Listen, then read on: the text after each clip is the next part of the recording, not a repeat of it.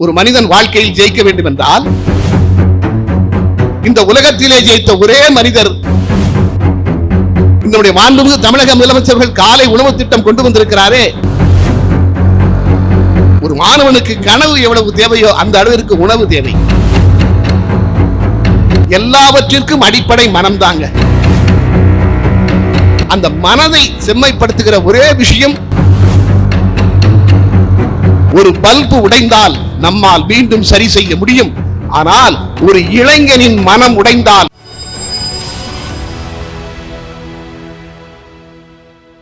ஒரு மனிதன் வாழ்க்கையிலே ஜெயிக்க வேண்டும் என்றால் 3 பேரில் ஒருவருடைய அருள் வேண்டும். ஒரு மனிதன் வாழ்க்கையில் ஜெயிக்க வேண்டும் என்றால் 3 பேர்ல ஒருத்தருடைய அருள் வேண்டும். ஒன்று, அவனுக்கு சரஸ்வதியின் அருள் வேண்டும், படிப்பு இருக்கணும். இல்லை லட்சுமியின் அருள் வேண்டும், பணம் இருக்கணும். 2 இல்லைன்னா மன்மதனின் அருள் இருக்கணும், ஆள் அழகா இருக்கணும், நடிச்சு பொழைச்சுக்கலாம்.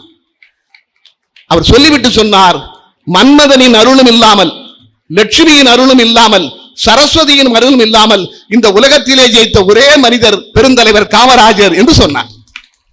காரணம், அவர் மக்களை நேசித்தார், மக்களுக்காக தன்னை ஒப்படைத்தார். இப்படி கல்வி நிலையங்களை பார்க்கின்ற பொழுதெல்லாம் காமராஜருடைய நினைவு வருகிறது.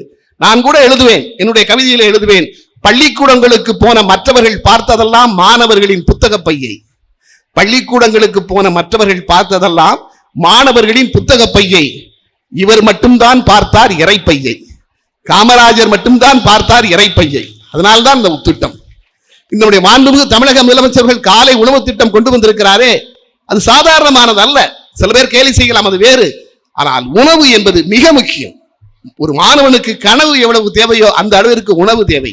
அதுல இரண்டாவது கருத்தே இருக்க முடியாது. ஆக அப்படிப்பட்ட பெருந்தலைவர் காமராஜர் அப்படி ஆரம்பித்து வைத்தார். அதனால்தான் கண்ணதாசன் சொல்லுவான், தன்னிலவே தென்பொதிகை சாரலே தங்கமே சிங்கமே என்று அழைத்து சீராட்டும் தாய் தவிர சொந்தம் ஒன்று ஏதும் இல்லை, துணை இருக்க மங்கை இல்லை, தூயமணி மண்டபங்கள் தோட்டங்கள் ஏதும் இல்லை, ஆண்டி கையில் ஓடி இருக்கும் அதுவும் உனக்கு இல்லையே என்று பாடினார். காவிய கவிஞர் என் ஞான தந்தை வாலி பாடினார், சாஸ்திரி வரவும் இந்திரா வரவும் சந்தர்ப்பம் தந்தவன். காமராஜரை பற்றி அன்று நடந்த கவியரங்கத்தில், காமராஜர் மறைந்த போது நடந்த கவியரங்கத்தில் வாலி பாடினார், சாஸ்திரி வரவும் இந்திரா வரவும் சந்தர்ப்பம் தந்தவன். ஒரு மேஸ்திரி போல மெல்ல ஒதுங்கி பாரத நாட்டை பார்வையிட்டான். நாஸ்திகர் கூட நயந்து போற்றும் நல்ல மானுடன், நாணயம் மிக்கவன், ஆஸ்திகள் எதுவும் அவனிடம் இல்லை, தன் அஸ்தியை மட்டுமே வைத்து போனான். ஆஸ்திகள் எதுவும் அவனிடம் இல்லை, தன் அஸ்தியை மட்டுமே வைத்து போனான் என்று சொன்னார். ஆக அந்த பெருந்தலைவருடைய காமராஜருடைய கனவை நனவாக்குவது மாதிரி இந்த கிராமப்புறத்திலே ஒரு கம்பீரமாக நீங்கள் ஒரு கட்டிடத்தை கட்டியிருக்கிறீர்கள். நான் பார்க்கிறேன், எனக்கு எதிரே தெரிந்த மலையை விடவும் நீங்கள் உயர்ந்தவர்கள். அந்த எதிரே இருக்கிற மலையை விடவும் நீங்கள் உயர்ந்தவர்கள். அதுதான் முக்கியம். அதைத்தான் நினைத்து பார்க்கிறேன். ஏனென்றால் அப்படிப்பட்ட இடம். அருமையாக பேசுகின்ற பொழுது ஐயா தெரிஞர் சம்பந்தம் அவர்கள் சொன்னார்கள், உங்கள் மனதிலே அதை ஏற்றுக்கொள்ளுங்கள். மனதிலே நீங்கள் உங்கள் குழந்தைகளை உருவாக்குவதற்கு நம்பிக்கைகளை வையுங்கள் சொன்னார். அதைத்தான் கண்ணதாசன் சொல்லுவான், எல்லாவற்றிற்கும் அடிப்படை மனம்தாங்க. எல்லாவற்றிற்கும் அடிப்படை மனம்தான். பணம் கிடையாது, எதுவுமே கிடையாது, மனம்தான் அடிப்படை.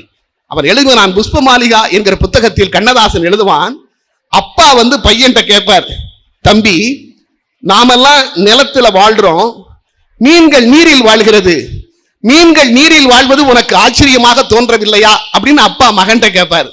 அதுக்கு பையன் அப்பாட்ட சொல்லுவான், அப்பா மீன்கள் நீரில் வாழ்வது எனக்கு ஆச்சரியமாக தோன்றவில்லை, ஆனால் தான் வாழ்கிற நீரிலேயே அது கொதித்து குழம்பாகிறதே, அதுதான் எனக்கு ஆச்சரியமாக தோன்றுகிறது. அதை எழுதிவிட்டு கண்ணதாசன் எழுதுவான், எப்படி மீன்கள் தான் வாழ்கிற நீரிலேயே கொதித்து குழம்பாகிறதோ அப்படித்தான் பல மனிதர்கள் தங்கள் மனங்களில் வரக்கூடிய எண்ணங்களிலேயே சிக்கி சிக்கி சீரழிந்து விடுகிறார்கள். தீதும் நன்றும் பிறர் தரவாரா. அதனால்தான் பழனி என்கிற படத்தில் அண்ணன் என்னடா தம்பி என்னடா பாடலில் கண்ணதாசன் எழுதினான், பெட்டை கோழிக்கு கட்டு சேவலை கட்டி வைத்தவன் யாரடா, அவை 8 குஞ்சுகள் பெற்றெடுத்ததும் சோறு போட்டவன் யாரடா, வளர்ந்த குஞ்சுகள் பிரிந்த போதிலும் வருந்தவில்லையே தாயடா, மனித ஜாதியில் துயரம் யாவுமே மனதினால் வந்த நோயடா. எல்லாவற்றிற்கும் காரணம் மனம். அந்த மனதை செம்மைப்படுத்துகிற ஒரே விஷயம் கல்வியும் இலக்கியமும் தான். உங்கள் குழந்தைகளை, என் அருமை பெற்றோர்களை, அதுதான் முக்கியம்.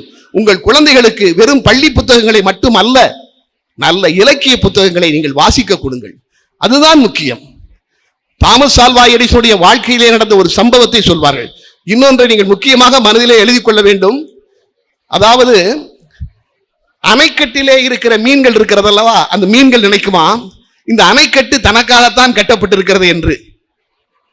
அதே மாதிரி அது எப்படி தவறான எண்ணமோ, நீங்கள் எல்லோரும் என் பேச்சை கேட்கத்தான் கூடியிருக்கிறீர்கள் என்று நான் நினைத்தால் அது தவறான. எனக்கு தெரியும் உங்கள் குழந்தைகளுடைய கலை நிகழ்ச்சிகள் எப்படி ஆரம்பிக்கும், இவனை எங்கே இருந்தையா புடிச்சு கொண்டு வந்தாங்க என்று உங்கள் மனதை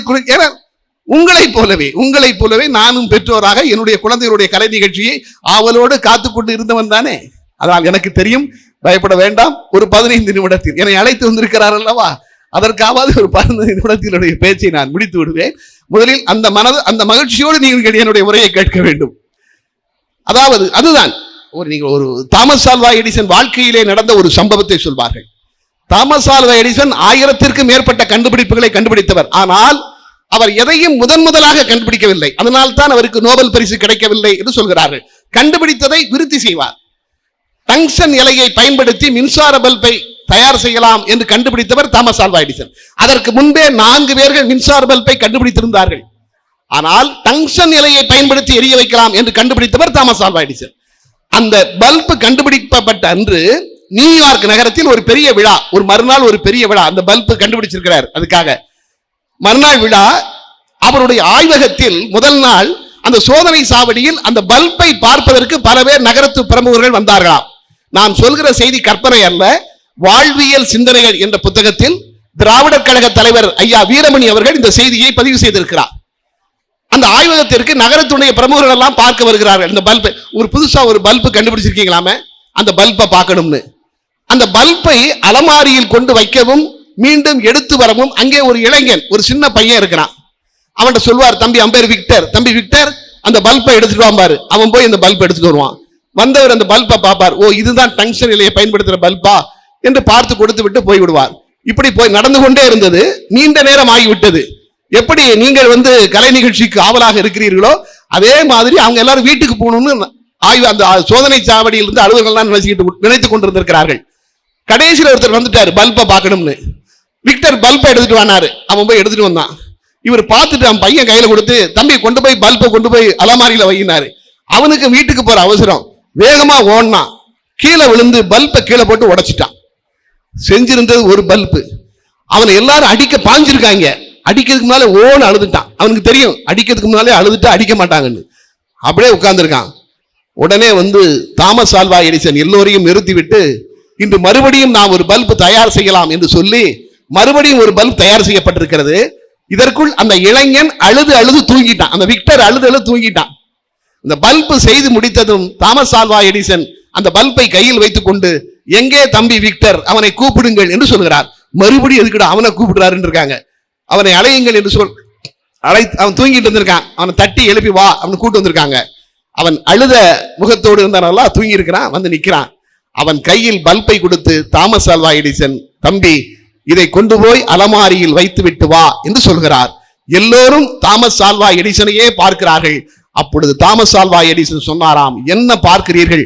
ஒரு பல்பு உடைந்தால் நம்மால் மீண்டும் சரி செய்ய முடியும்.